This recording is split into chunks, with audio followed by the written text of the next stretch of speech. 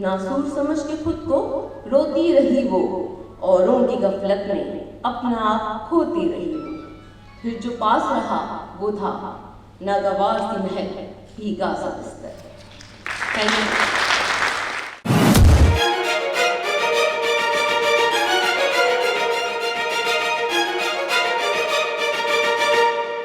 नाज़रीन, अॼु फेस्टिवल जो आलमी ॾियारो मल्हायो पियो वञे। उन हवाले सां कराची जी SIOT में माहिर डॉक्टरनि जी निगरानी हेठि हिकु आगाही प्रोग्राम कोठायो वियो आहे।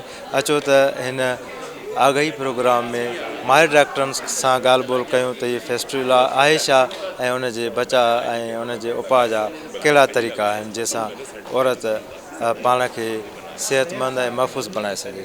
अवेयरनेस का मसला है।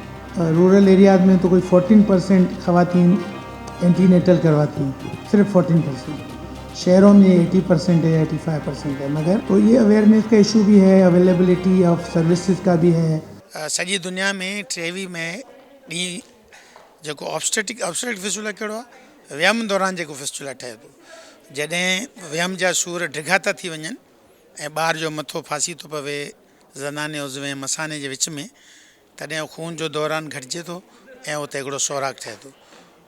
ऐं पोइ छा थो थिए, जेको पेशाब मसाने जे रस्ते खां अचणु खपे पंहिंजे सही रस्ते खां, उहो ज़नाने उज़वे मां थो वहे ऐं हर वक़्तु वहंदो थो रहे। तंहिंजे करे औरत जी ज़िंदगी ख़राब थी वञे, मुतासिर थी थिए ऐं उन्हनि खे पंहिंजा घर वारा अलॻि कयो छॾीनि, मुड़ुसु तलाक ॾियो छॾीनि, नफ़्सियाती मरीज़ थी वञनि औरतूं।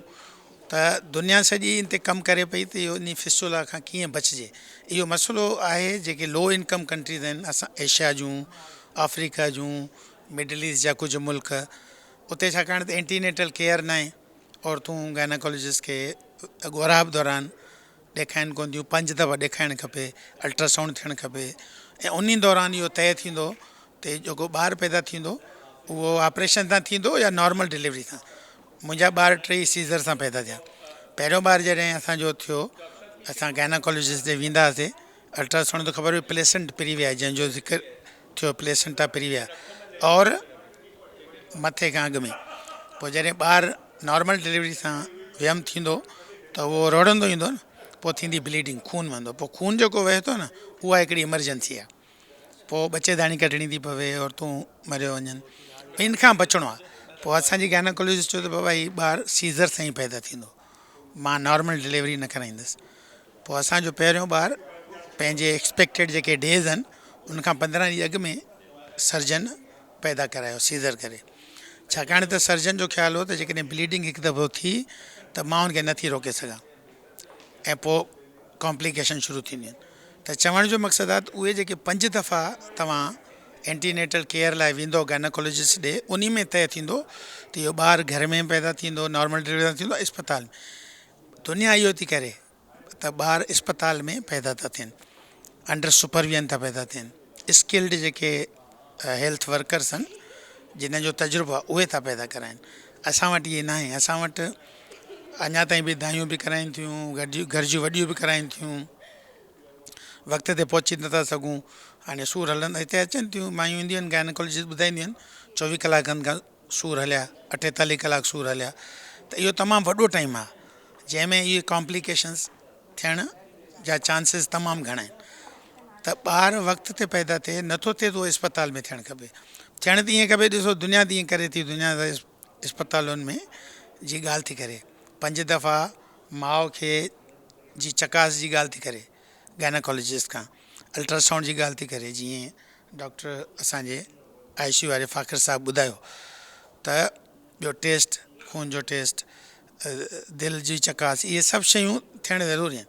असां ॿार जे ॼम खे आसानु सम्झंदा आहियूं, माउरूं मरंदियूं त आहिनि न, मरियूं आहिनि, पहिरियों बि हाणे असांखे जेको असां चवंदा आहियूं अॻु में बि त ॿार ॼमंदा हुया, अॻु में बि माउरूं मरंदियूं हुयूं। असां हुनखे एॾो अहमियत न ॾींदा हुआसीं या ॻाल्हि एॾी आम न थींदी हुई, पर इहे माउरूं अॻु में बि मरंदियूं हुयूं। व्यम दौरान मरी वई, ईअं असां जाम ॿुधा आहिनि।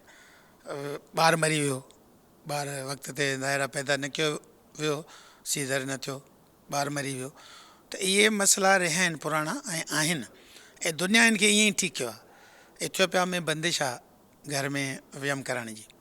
इंडिया में जेकॾहिं तव्हां अस्पताल में वियमि कंदो त उहे पैसा था ॾियनि औरतुनि खे त बाबा तव्हांखे हिमथायूं था तव्हां अस्पतालुनि में वियमि कयो, छो जो उहो साफ़ु सुथिरो वियमि हूंदो, हिकु स्किल्ड जेका हूंदो डॉक्टर उहो कंदो, गायनाकोलॉजिस्ट कंदी, ठीकु आहे, हुनमें बि थोरा घणा मसइला जीअं ज़िक्र थियो हूंदा ज़रूरु, मगर उहो बहितरु हूंदो उनखां, ठीकु आहे सर।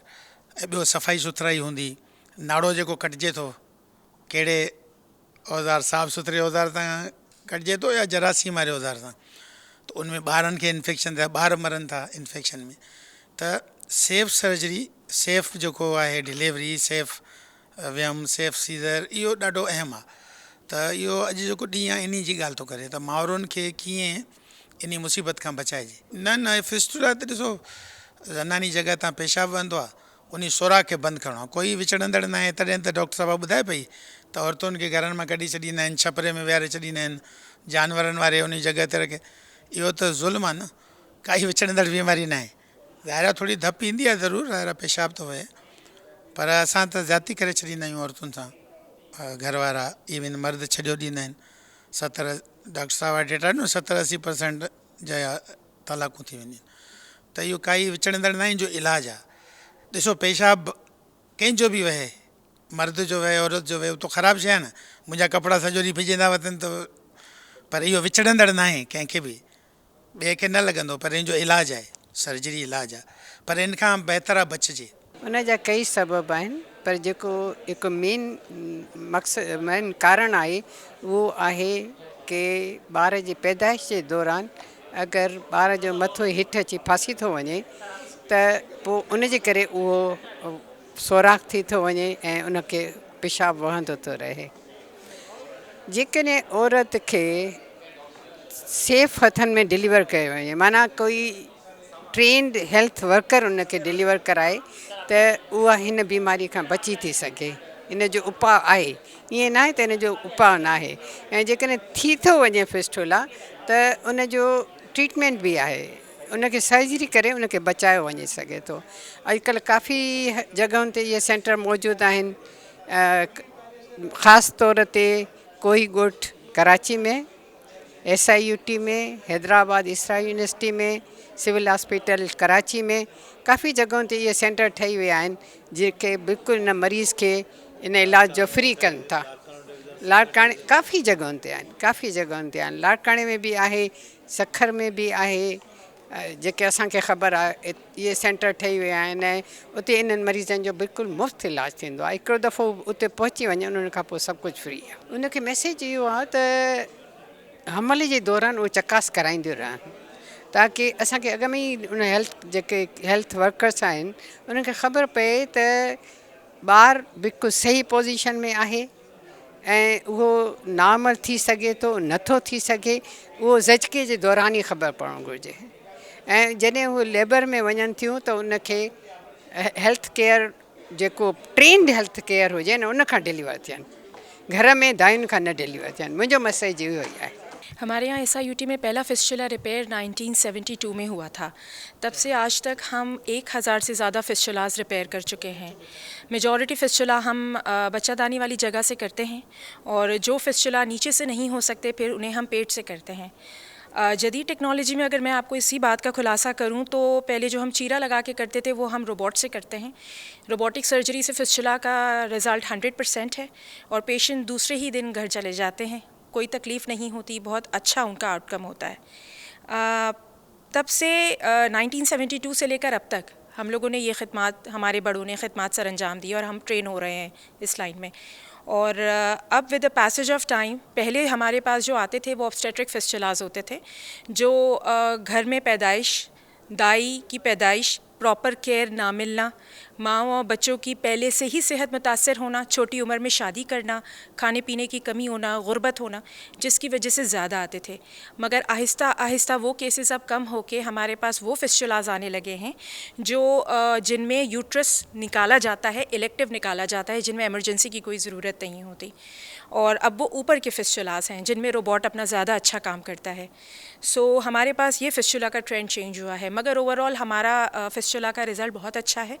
ये डे की मुनासबत से ये कहना चाहूँगी कि ये अवेयरनेस बहुत ही ज़रूरी है, हर जगह होनी चाहिए, पूरे मुल्क में होनी चाहिए, और SIUT की कोशिश है कि इस अवेयरनेस को कंटिन्यू रखें। सिंध में और भी सेंटर्स में रोबोटिक सर्जरी होती है, मगर हमारे पास रोबोटिक सर्जरी का ये है कि हमने कुछ 3-4 हज़ार से ज़्यादा केसेस कर लिए हैं अल्हम्दुलिल्लाह, और इसमें हर तरीके के केस हैं, बड़े बड़े ट्यूमर से लेके, गुर्दे के ट्यूमर से लेके, मसाने के ट्यूमर तक को निकालना, जिस्म के अंदर नया मसाना बनाना, पेशाब के चैनल्स बनाना, फिस्चुला को ट्रीट करना, और ख़ास तौर पे जो पेशाब की कंटिन्यूस लीकेज होती है फ़ीमेल्स को, बहुत ज़्यादा बच्चे होते हैं जिनका जच्चा बच्चा ख़राब होता है, मैं फिस्चुला की बात नहीं कर रही, और भी मेल और फीमेल्स के ऐसे मसले हैं, प्रोस्टेट का, हम ये सर्जरीज़ बेतहाशा कर चुके हैं। सो हमारी एक्सपर्टीज़ इस चीज़ में बहुत ज़्यादा है। उनके हस्बैंड और घर वालों के जो मर्द होते हैं उनके लिए मैं मैसेज देना चाहूँगी कि आजकल सारी यूरिनरी इनकॉन्टिनेंस का इलाज पॉसिबल है किसी न किसी वे में, किसी का मेडिकली पॉसिबल है, किसी का एक्सरसाइज से पॉसिबल है, किसी का सर्जिकली पॉसिबल है।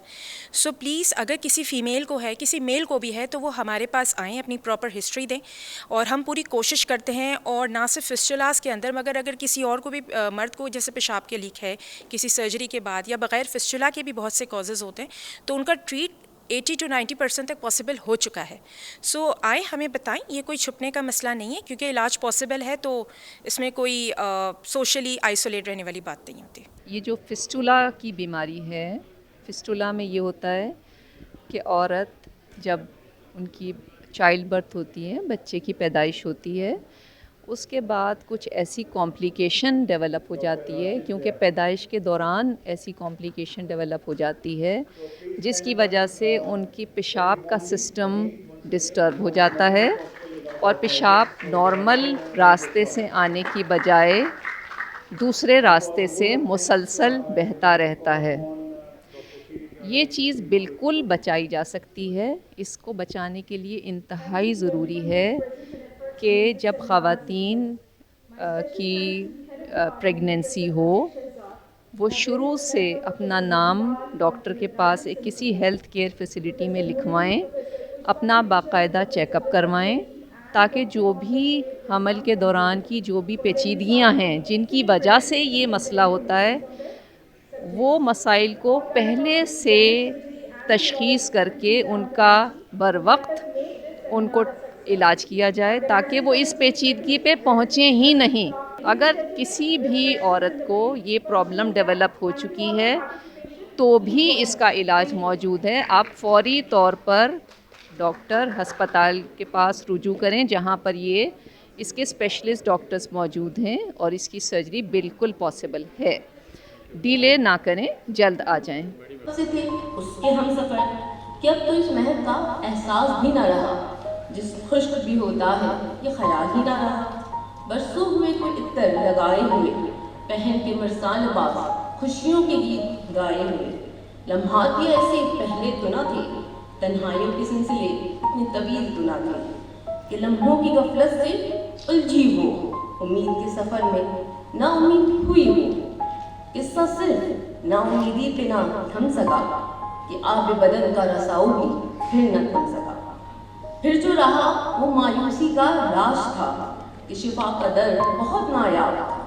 ना थी करीब सहूलत, ना मसीहा का दीदार था, ना साथ किसी का, ना सफ़र का इम्कान था। ना सूर समझ के खुद को रोती रही वो, औरों की गफलत में अपना आप खोती रही वो।